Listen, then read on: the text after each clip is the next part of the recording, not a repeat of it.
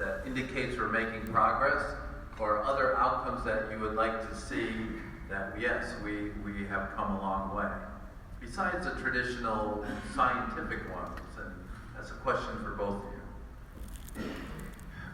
I remember some years ago we held a conference in Denver, and we had a youth track. They would go off with some adults and they would do a youth thing for the whole conference. Then at the end they would have a panel come back where these youth would tell what they learned in front of the big audience. So they brought out these 4 kids and they had a moderator, and they asked them what they learned in youth track. And one of the 9-year-olds, he was just so excited. He said, I learned to set goals, and he said, I'm going to go to high school, and I'm going to be the #1 basketball player. When I get to high school, I'm going to practice. And he said, then when I get out of high school, he said, I'm going to go to the AA, and then I'm going to go to the treatment.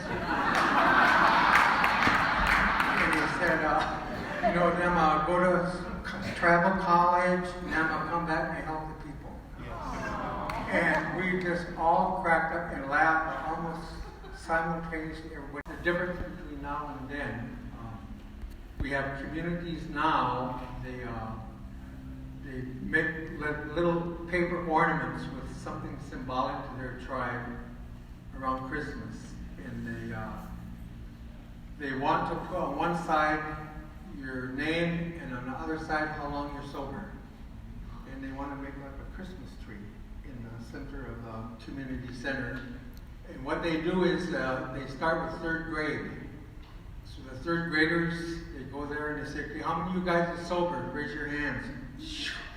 And they fill out their little card. I'm sober, this age, this is my name, how long I'm sober.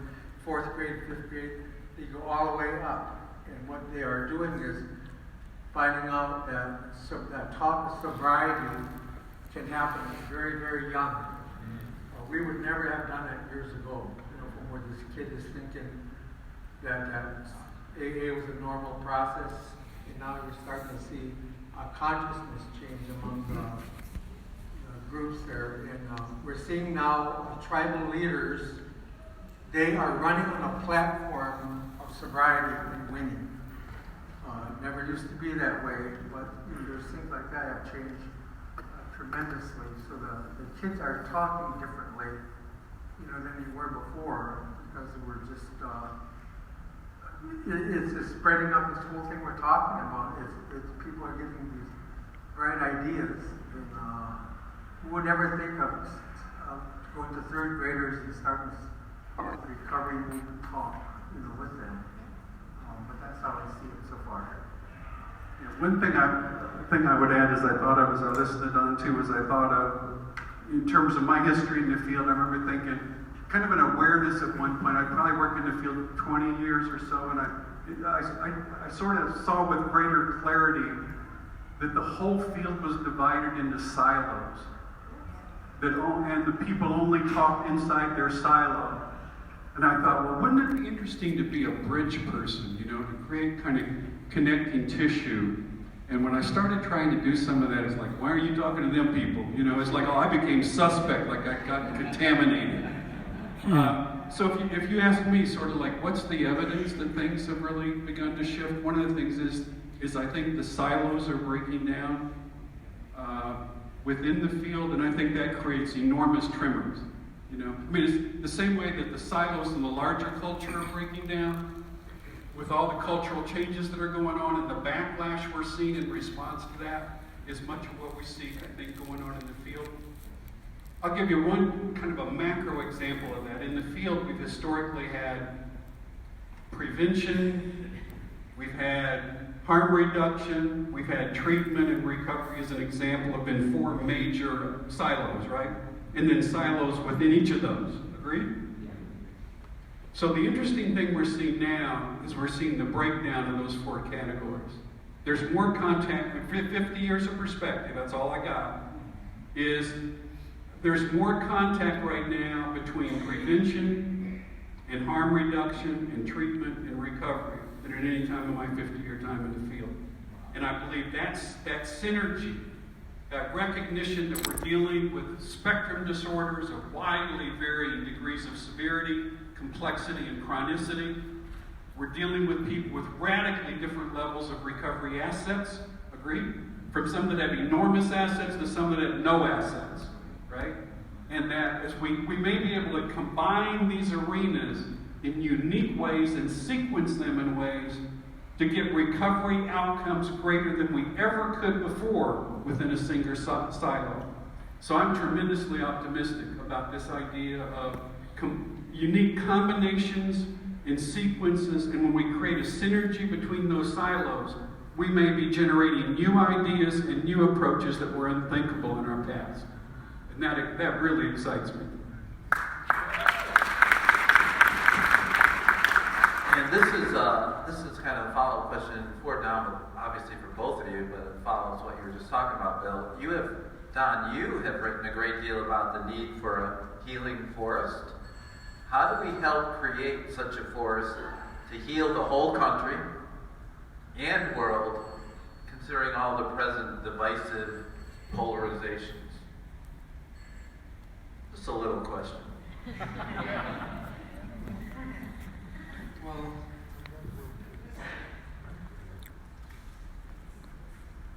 I was disturbed last few years about what is all going on, because it seemed what we were doing was going to get undone. There were forces that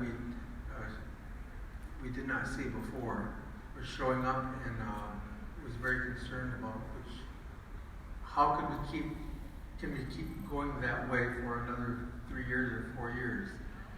And I went and I spoke to the elders about this, and this is what they told me is, they said the natural law is out of balance, and now it's going to correct for the mistake. And they said one of the things needs to happen is the secrets need to be told. So the spiritual design of a secret, every secret is the spiritual side of it is designed to tell on itself. A secret cannot maintain the secret, but it will whisper the secret out. So back there in the East, there's a lot of secrets. And just repeating what they said if that Hillary got in there, the secrets would have been told. But the one that's in there now, the secrets are being told. And we're all getting, not all, but there's a lot of upset going on. 2 years ago, we had our yearly talk, and through that talk came a teaching that I'll just share with you that we got from my brother here. And in the East is a teaching called recognition. Recognition means all of a sudden you go, wow, what's going on here? Now, our elders, how they would explain it, how it explained to me, is they said our spirits was asleep. All this stuff was going on and we're sleeping. They said, now we woke up and going, wow, look what's going on here. Then the second, when enough people wake up, then what's going to happen is a resistance forms. And so they say it will spread a resistance and take on many different shapes. And the way they explained it to me is they said, we're going to see a new spiritual thing going on, and they call it swarming. And what they said is, watch nature will always tell you what you need to know. And so there's certain birds, when a hawk comes, these birds, thousands of them, they form a swarm. There's no leader, and they fly, and they turn, and they move, and reshape, and they just go all different ways. And nobody's in charge, they just do it. There's certain fish, when a whale comes along, these swarms of fish get together, and they just scare the enemy away. And so they said, this is the resistance. They said, pay attention to it. So they said the day after inauguration, thousands of women around the whole globe who organized that swarm, just thousands of them. All different cities, all different cultures, different languages, they swarmed. When they did the immigration thing at the airports, all the airports, people just swarmed there. These young kids that did the Park Hill School. Out of that swarming, and out of that swarming is where the activists come. The activists don't cause the swarming, it's the opposite. The swarming causes the activists.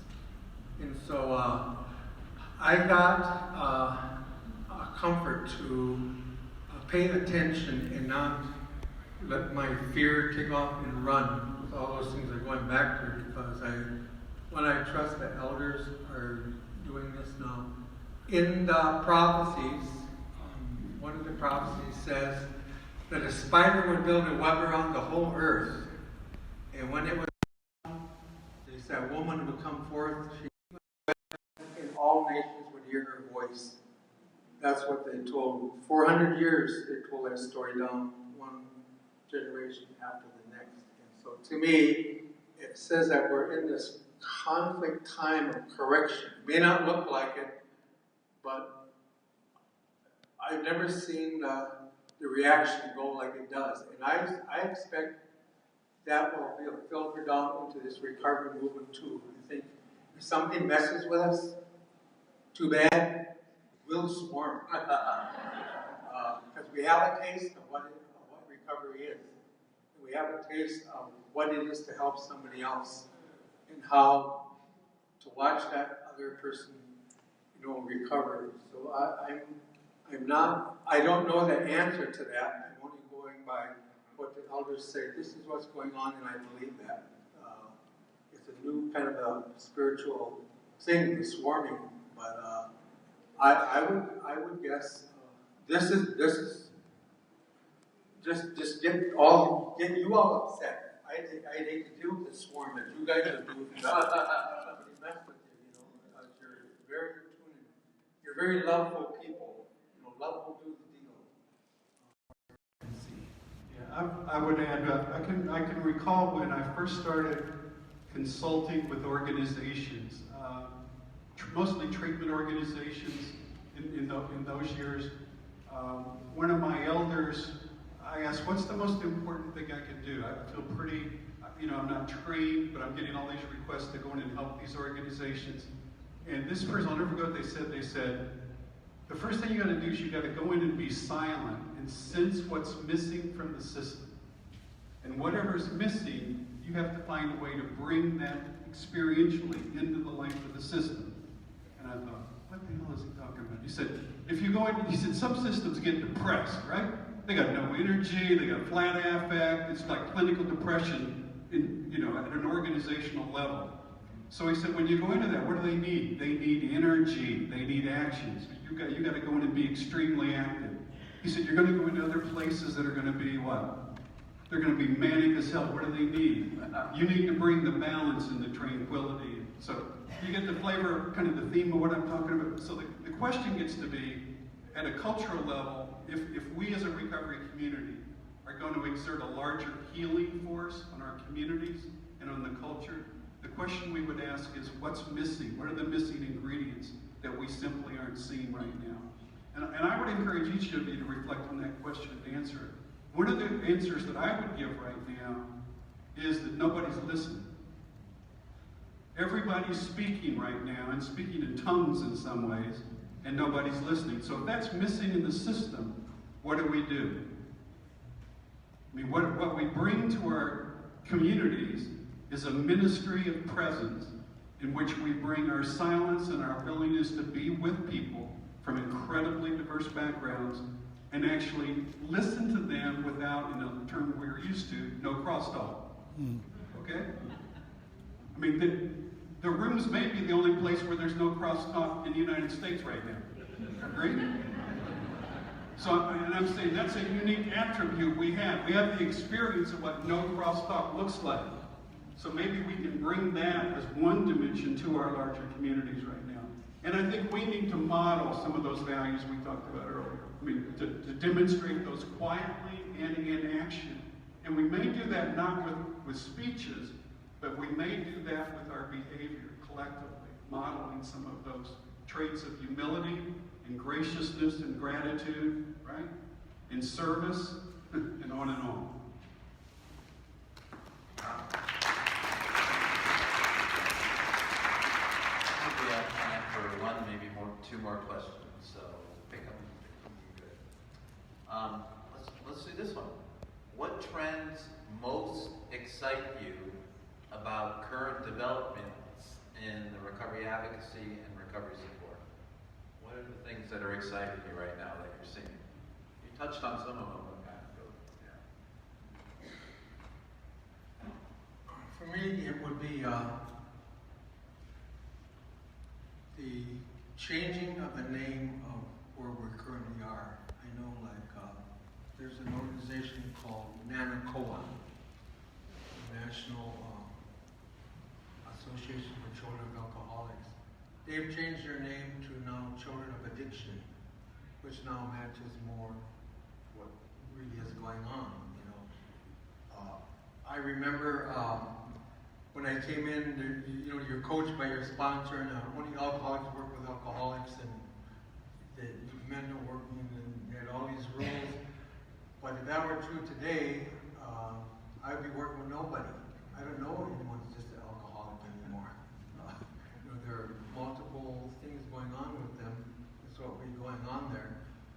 But to me, the top of excitement that I see that addresses that is the recovery coaches.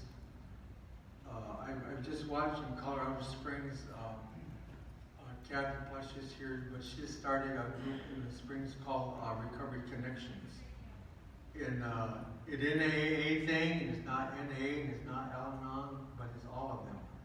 And it's connecting to the court system, it's connecting to the hospitals, it's connecting to the mental health. It's like this web is reaching out, and kids are coming in feeling safe. They don't want to go to AA. Like my home group, I can't get them to change, but they have an introduction that says, when you come here, you talk about your alcohol problems, you don't talk about nothing else. Just about alcohol, if you got that problem, go somewhere else. But most of the people that come in here that are new, that's not the deal, that they are. And sometimes there's recovery connections. They can come here and talk about whatever they want, whatever they happen to them in that period of time. They feel very safe to say it, because I would say, what would happen if you went out one night and you just got drunk as hell, you smoked some dope, you gambled, you checked away, and you got laid? There'd be 4 meetings that you'd have to go to handle. And that's, before midnight. So why can't you just say, this is what happened, 8 o'clock, I got in my car, and I had my first drink, and do the deal. And I think that's what's changed. So to me, this recovery coaching is a phenomenal shift in reaching out and helping people. Hospitals are asking for it. They don't know what to do. Some of our hospitals in Colorado Springs, they're actually saying, would you send the coaches here? Would you show us how to do this? Would you teach us the language? I think, to me, that's the most significant thing. Even in our Indian country, it's different than a sponsor. It's much more effective to me in terms of working with the communities that we work with. Yeah, I couldn't think about this question, Bill, without kind of reflecting back. When I'm thinking to honor our generation, Don, when we met together, some 130-some people in St. Paul in 2001 to kind of launch this recovery advocacy movement. The excitement we had then were some really simple ideas. Recovery is a reality, and we're living proof of that. And the idea that we need a vanguard of people in recovery willing to put a face and voice on recovery and step forward into their communities and announce their presence. Simple idea. Second was there are multiple pathways in recovery, and all are cause for celebration, right? Recovery is a voluntary experience. You can mandate treatment, but nobody ever mandated into treatment in the history of the world. You can't mandate that. We talked about people in recovery who've been part of the problem can be part of the solution. Those were, if you want to talk about the galvanizing ideas. Now, to say that any of us at that meeting could have thought, you know, we're going to live long enough to see public recovery marches as far as the eyes could see. That would have been unthinkable. I mean, we were hoping if we could get 75 people, you know? I mean, we thought, man, that's a hell of a recovery march, you know? And it was in those early days. And we've lived to see all that. If somebody said, you're going to see grassroots recovery community organizations spreading all across the country. We're going to get a new role called the recovery coach. We're going to put recovery coaches in emergency rooms. We're going to put recovery coaches in the criminal justice system, and the child welfare system, and the primary health care system, and in educational systems, and on and on. That would have been like, what kind of dope we've been smoking? I mean, it's like a flashback or something, flash forward. It would have been unthinkable. We could not have conceived that we could be here being two old guys reflecting back and actually having lived the truth of that experience, but we have. So if I jump forward to today, thinking about the excitement we had in those early heady days of the movement, I think there are some core ideas right now that are absolutely transformative that we haven't yet fully grasped the full meaning of them. I think the idea that recovery is contagious is one of the most revolutionary ideas in the history of recovery. The idea that if we take recovery out of the basement rooms and thrust it into the very heart of communities and put it on Main Street, that we will have a contagious effect, that if we saturate the people who carry recovery contagiously, which we've called recovery carriers, the idea if we increase the density of visible recovery carriers in the community, we will exponentially explode the number of people in recovery in any community. Mm-hmm. So rather than thinking about shrinking the drug problem, think about expanding the recovery solution.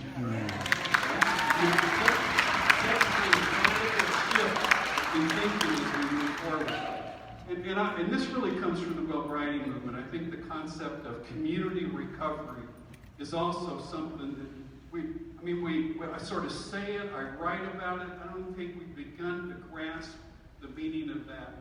That if you think of someone who's leaving treatment this afternoon, who's been locked up for 90 days, and yeah, they got the little bug, they got the nice warm pink logo on their recovery, right? But they came out of a culture enmeshed in addiction.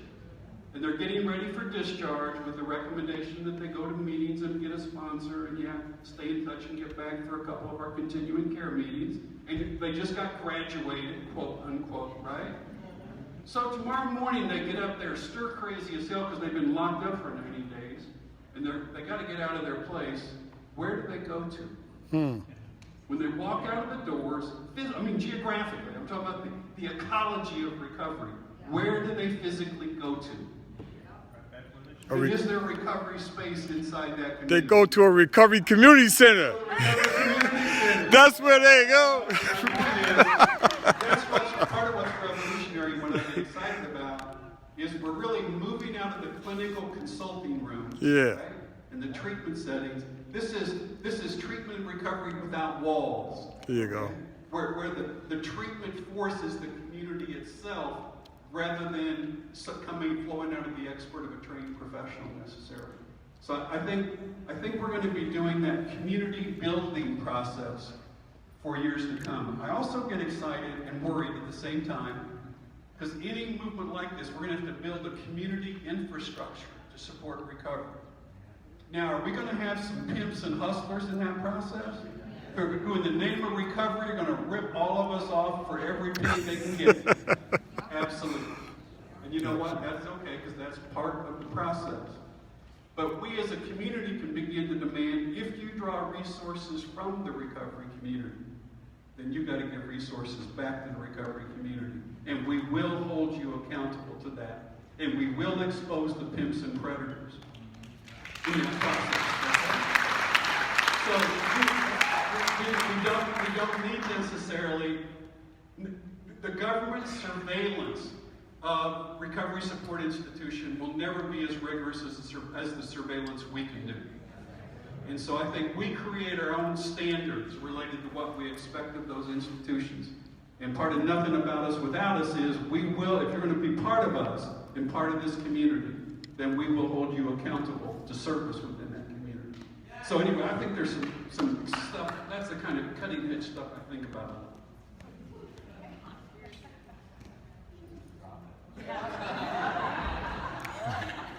Go ahead. Anything else you guys like to add? Any closing remarks? Not at the end of time, but anything else you'd like to add? The only thing I would add is I'm looking forward to the day where I'll be sitting somewhere probably, not around, and when all of you will have an opportunity to sit in chairs like this as you move forward. So God bless.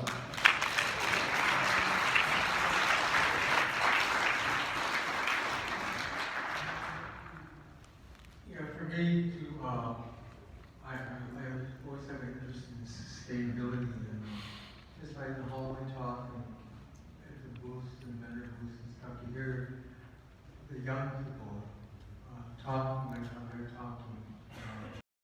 Boy, it just warms my heart beyond imagination, because you know that it's in good hands. It's ever how it evolved very solid. It has like the healing forest. It has a sustainable system. It has a root system that's based on recovery, concepts, principles, spiritual, different types. Feeding the trees. You know, the trees are getting well, and longer term sobriety trees, you know, and then the younger ones, they're getting it. It's not going to die. It's not going to go away. The design of it was to be in harmony with nature, and I'm just excited to be here. This is one of my favorite places to come here, is because of the you're my tribe. I guess that's the way I would say it.